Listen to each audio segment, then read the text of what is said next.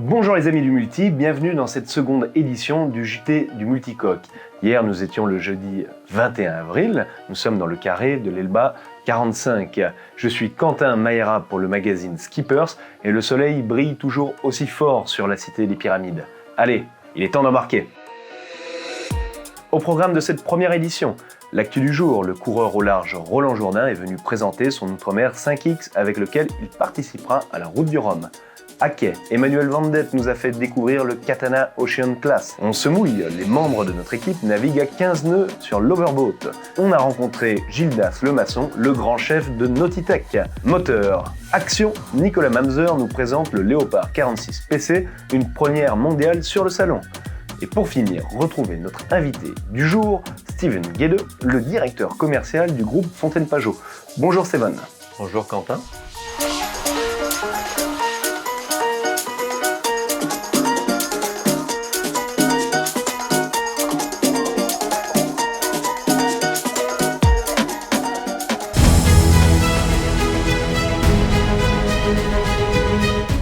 C'était l'événement du jour. Le navigateur au large Roland Jourdain nous a présenté son Outremer 5X qui introduit un procédé de construction innovant et écologique.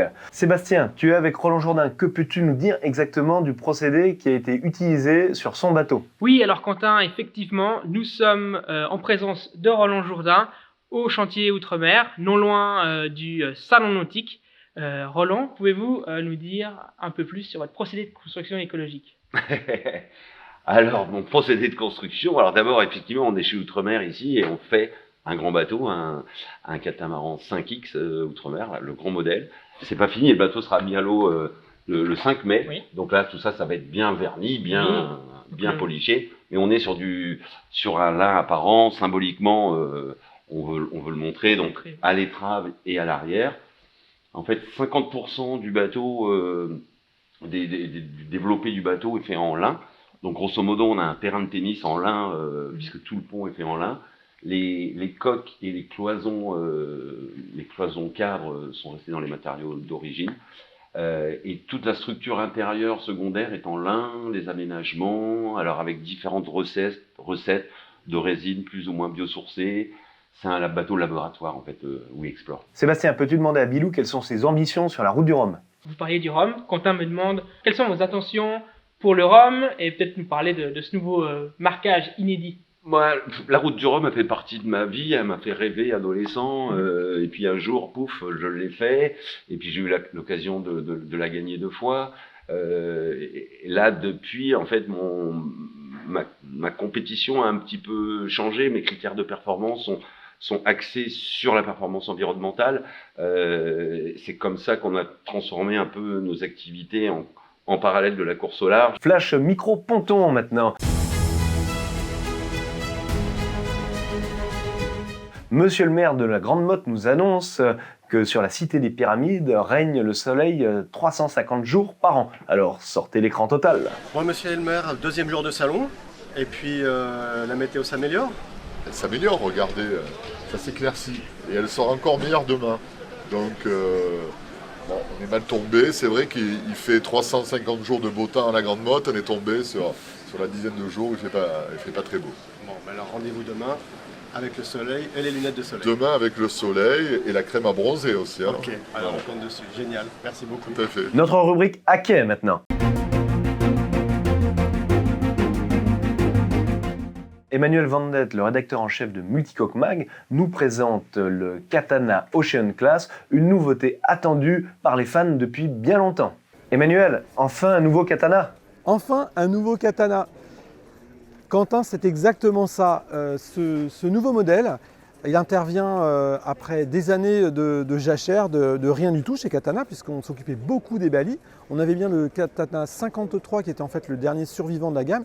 Et pourtant, Katana, c'est une marque mythique. Presque plus ou autant qu'Outremer, enfin en tout cas dans les catamarans rapides. Les catamarans de croisière hauturière qui vont très vite, c'est vraiment la marque qui a fait la différence, et ce depuis les années 80. Donc un nouveau Katana, c'est vraiment un événement qui nous ravit tous, en tout cas tous les amateurs de grandes croisières, de vitesse.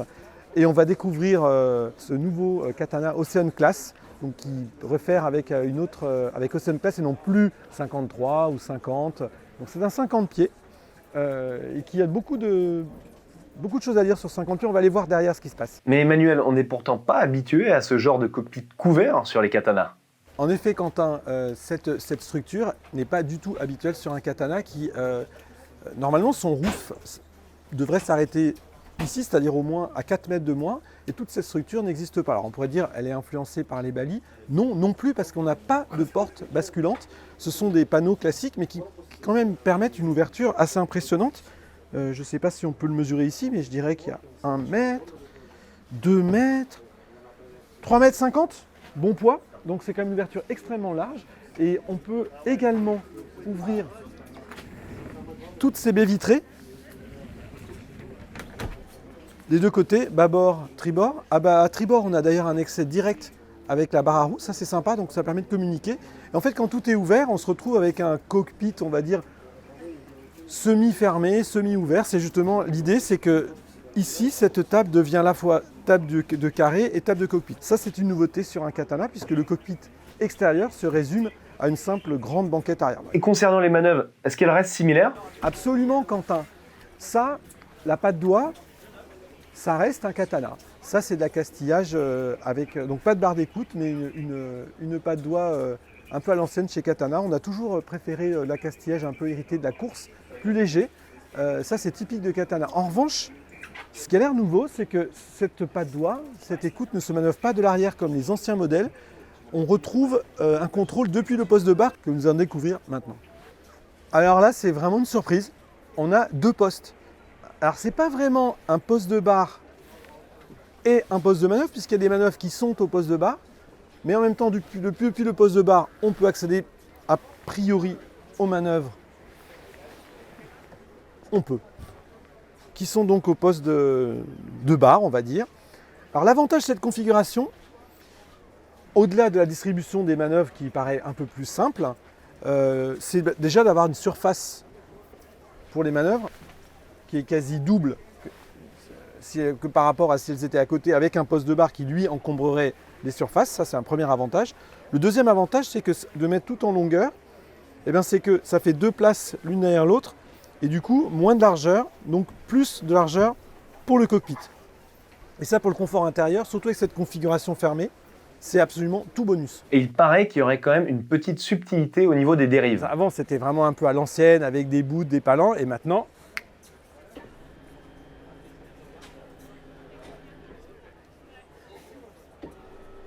et voilà. Emmanuel, je t'entends plus, qu'est-ce qui se passe? Oh, pardon.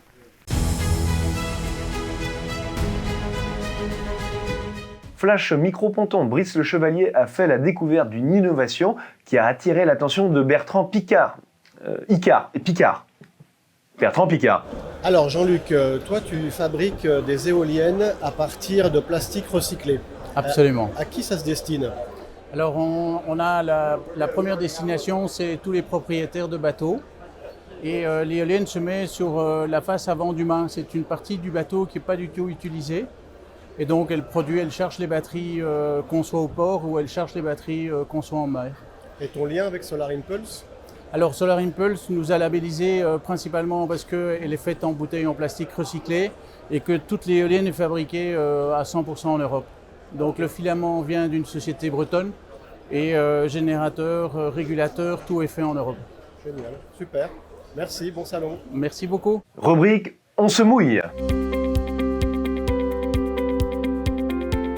L'équipe skipper se mouille le maillot à bord de l'Overboat, un objet non identifié et volant. Bonjour skippers audience.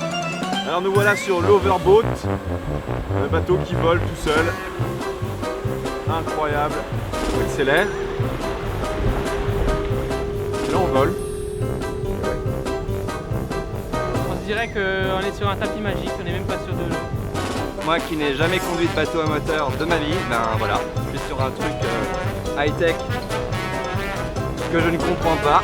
C'est vraiment le premier catamaran électrique volant intelligent et en état de fonctionner. On est sur un vrai bijou de technologie. Que le bateau est équipé d'un certain nombre de capteurs. Vous avez une centrale inertielle, un GPS, un radar d'altitude. Oh my god! This is crazy! Yeah! Yeah baby! Qui envoient leurs informations 100 fois par seconde à un calculateur central qui lui-même va donner ses ordres 100 fois par seconde aux actionnaires des flottes. Ils ont dit que je pouvais pas sortir du port. J'y vais quand même. Ouais, ciao les gars, je me barre. C'est trop bien. Et là, je traverse des vagues, une houle de 20 cm. On vient à l'aéroport.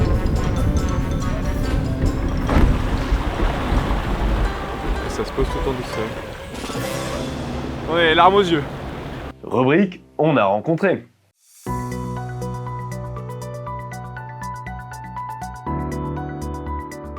Aujourd'hui, détour exotique par l'estuaire de la Charente avec Gildas Lemasson, CEO de Nautitech.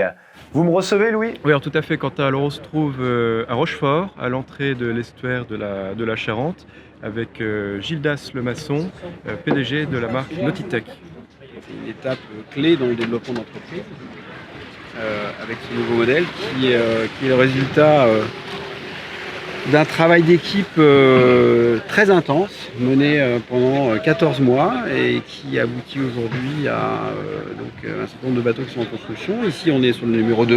Donc vous restez avec Marc Lombard pour le design extérieur. Alors, effectivement, on a pris le parti de respecter finalement l'ADN et l'histoire de Nautitech au travers de notre développement en coopération avec le cabinet Marc Lombard.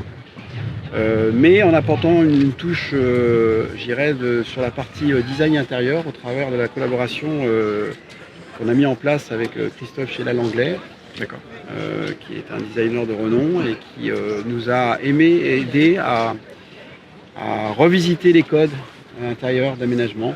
Moteur, action! Nous sommes avec Nicolas Mamzer à bord du Léopard 46 PC présenté en première mondiale. Alors Nicolas, toujours en charmante compagnie, est-ce que je vois? Salut Quentin. Eh ben me voilà toujours en bonne compagnie, mais aujourd'hui à bord du Léopard, du nouveau Léopard 46. Donc voici Franck qui va pouvoir nous décrire le bateau en quelques mots. Quelles sont les trois spécificités de ce nouveau Power 4? Ouais, alors Power 4, donc on est sur la gamme moteur Léopard. Et c'est en fait, c'est un nouveau modèle, là on le présente pour la première fois en Europe, on l'a lancé déjà à Miami il y a à peu près 2 mois. Et c'est en fait une déclinaison de ce qu'on a commencé avec le 53 qui est juste derrière nous là. Donc on a le 53 Power 4 qu'on avait déjà lancé il y a maintenant plus d'1 an. Et donc derrière on a toute une gamme, ce 46, d'ailleurs on a un 40 qui suit derrière. Donc en fait il ressemble quand même pas mal, il y a un air de famille. La production a déjà commencé, on est à peu près sur 50-50 entre ce qui va dans la flotte moorings et ce qui est vendu en version privée. Donc ça c'est le cahier des charges, je dirais, général. Ensuite, on est toujours sur des produits très Léopard, c'est-à-dire qu'on aura un bateau très efficient, ce qu'on dit en anglais, efficace. C'est dans le sens où on arrive à avoir un grand bateau avec beaucoup d'espace sans avoir des très gros moteurs. Alors c'est plutôt ambiance grillade sur le Flybridge. Ouais, on peut voir on peut installer une plancha. Alors il y a plancha, frigidaire. Et d'ailleurs Nicolas, on remarque que ce Flybridge confère une bonne manœuvrabilité à 360 degrés. Effectivement, on a une très belle visibilité depuis le fly pour manœuvrer. On voit l'arrière, on voit l'avant. Pardon? Qu'observes-tu? J'observe la plage avant, là. On peut y passer du temps avec sa femme. On peut voir qu'ici sur les léopards, la particularité des léopards, c'est que le carré est ouvert sur l'avant du bateau pour faciliter les accès. Je t'entends plus Nicolas, on t'a perdu ou bien? Qu'est-ce que tu dis? On est tout bien ici. On est tout bien.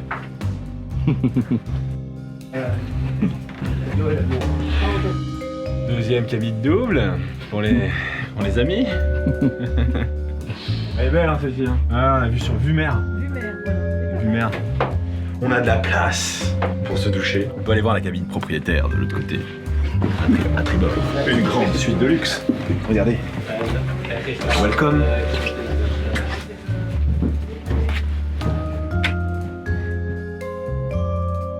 Avec la salle de bain privative. Ah, elle est cool cette boîte. Nico, je crois qu'on a eu assez de chambres, c'est bon.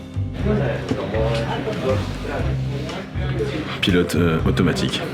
Si c'est plutôt pour faire la croisière, pilote la croisière. Là-haut, c'est pour faire les manœuvres. Nico, ça serait bien que tu arrêtes de jouer avec le bateau.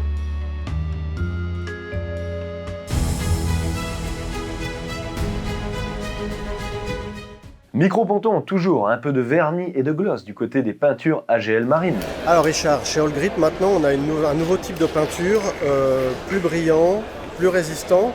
À qui elle s'adresse et quelle est son application principale? Alors elle s'adresse à tout type de bateaux, que ce soit les bateaux de série, les bateaux custom et en particulier pour le refit aussi.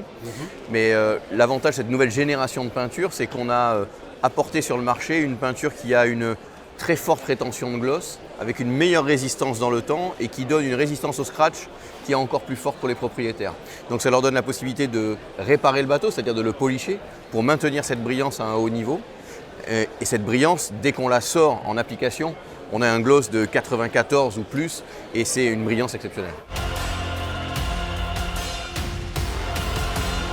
Place maintenant à l'invité du jour, Steven Gelle, le directeur commercial du groupe Fontaine-Pajot. Steven, nous sommes à bord de l'Elba 45, donc le dernier bateau qui avait été lancé avant l'Aura 51, lancé vraiment tout récemment. Qu'est-ce que vous pouvez nous dire sur ce bateau de 45 pieds? Quelles sont ses singularités?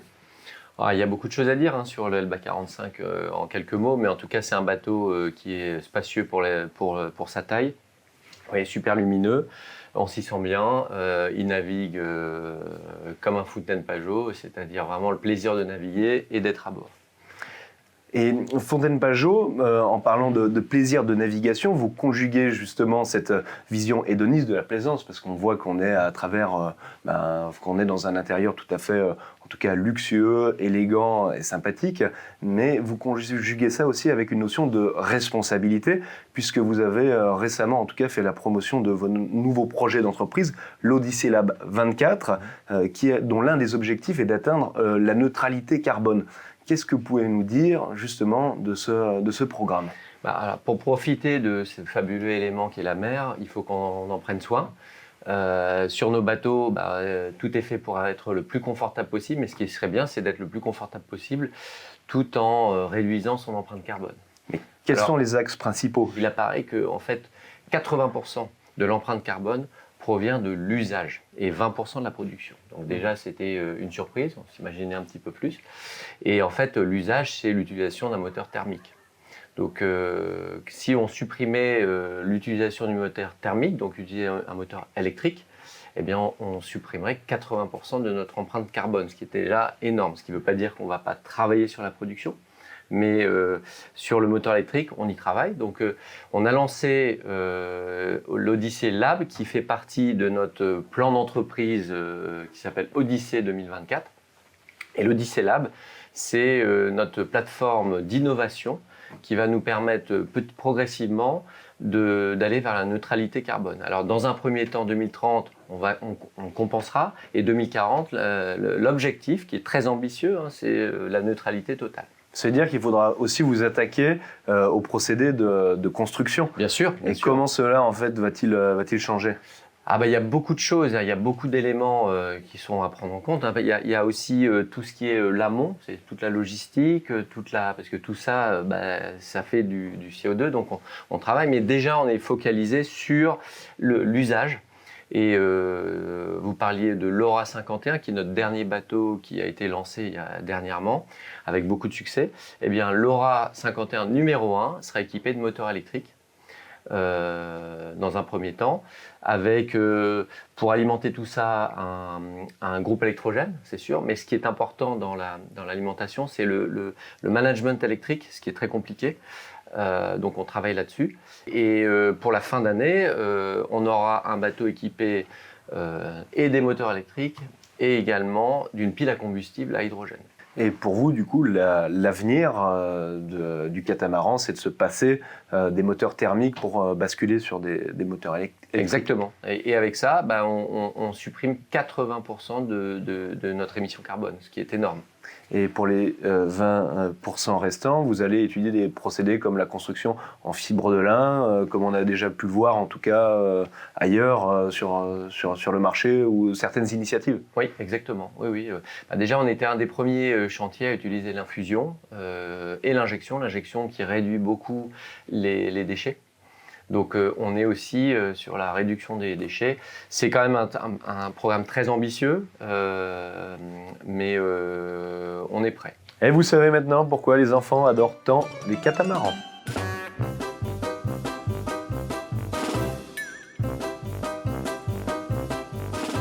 Merci à tous d'avoir suivi le JT du Salon international du multicoque et à demain pour une nouvelle édition. Vous nous manquiez déjà. Allez, ciao.